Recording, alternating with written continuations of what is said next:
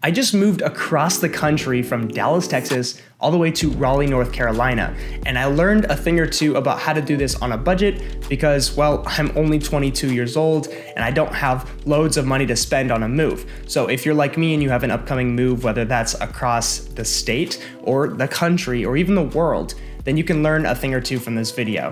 When we decided to move, the first thing we realized was we're going to need a moving truck.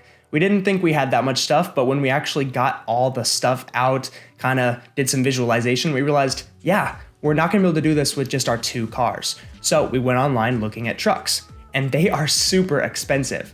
So the first thing we did was we went to the primary providers of trucks, that would be your Budget, Penske, U-Haul, and others, and we got a quote from each and every one. The highest quote we received was $1,700. Ouch. But then we got a quote for 16 and then 15, and I thought, okay, it's better than nothing. So I went to the lower ones and I tried to cancel. I just talked to their agent via the live chat. You know what they did? They came back and said, no, we'll drop the price. We'll beat them by this amount.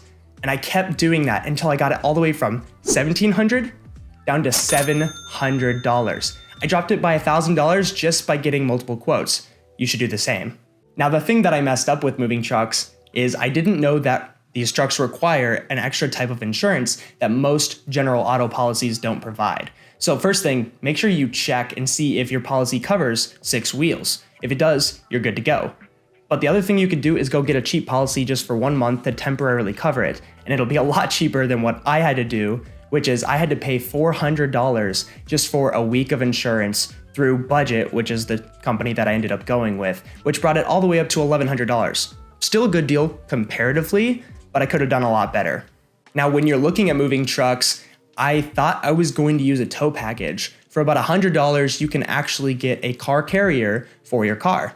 If you just want convenience, then that probably works, but keep in mind you're gonna be going much slower, like 55 or 60 miles per hour. You're not gonna feel as confident with your driving, and it's actually cheaper to drive the cars. So if you only have one other car, or if you have multiple people who are able to help you move, then I would highly recommend doing that versus towing the vehicle, but do what you have to do. Now let's backtrack to when you first start getting ready to move. Maybe you've got the truck locked down, but you have to actually put stuff in boxes. I know, the hard part that nobody wants to do, especially because you're just about to take everything right out of those boxes once you move. It sucks. So I went and I looked online at boxes. You'd be surprised by how expensive they can be. So after some quick Google searching, what we decided to do was visit local liquor stores and big box stores and just ask them, hey, do you have any boxes on hand? And you'd be surprised by just how many boxes these people go through on a daily basis, and they're usually more than happy to get rid of them to you. I was able to supply all of our boxes minus 2 medium boxes that we bought for a total of $4 from Walmart. Keep in mind, some of these boxes may not be as good quality as the ones that you can buy brand new, but that's the trade-off you're given. While you're at it, you're gonna need something to protect your valuables. We started off with paper, but it was actually really expensive. We went through it way too fast. We ended up finding a $20 roll of bubble wrap from Walmart. It was 200 feet long, and that was more than enough to cover everything in the house that we really needed to cover. I would highly recommend it, and I'll put the link down in the description. At this point, I wanna throw out the obvious, which is if you have a new job that you're moving to, if you're in the middle of negotiating a new job or a transfer, then you can probably at least try to get them to cover part or all of the moving costs. And this video will go by a lot smoother, and maybe you can even skip some of these steps.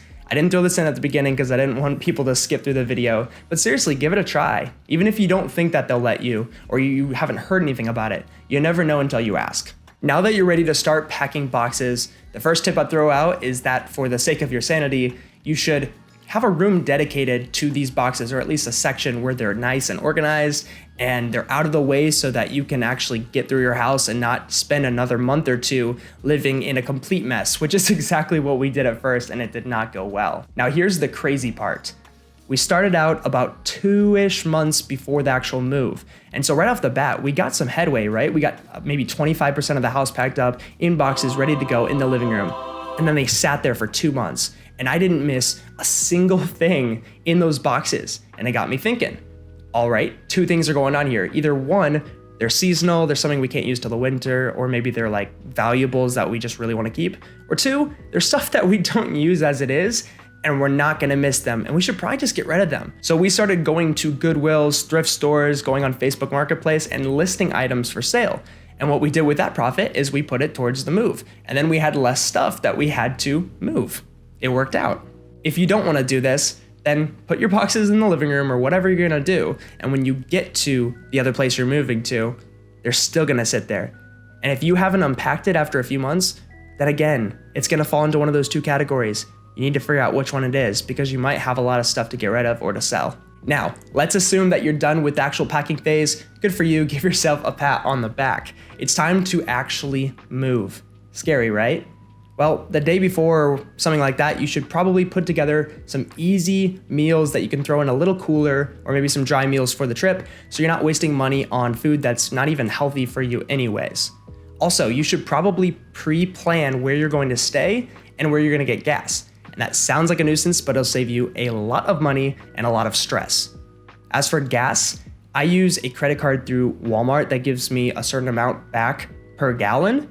And then I stop at Walmart's, Sam's Club, Exxon's, anything that's in their program. And I know I'm gonna get the best rates, get a little money back on gas, which really adds up when you're moving a truck and several cars. As far as hotels go, use something like Priceline to get the best rates on discounted hotels as low as $40 or $50 a night, when typically if you just show up, it could be as high as $150 or $200. Or if you're into credit card hacking, use your credit card points strategically along your route to get free hotels.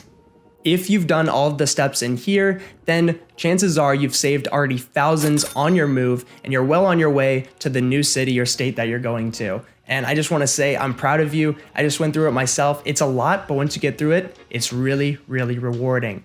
Now, you're not done. Maybe you have a house or apartment. Maybe you're looking for one.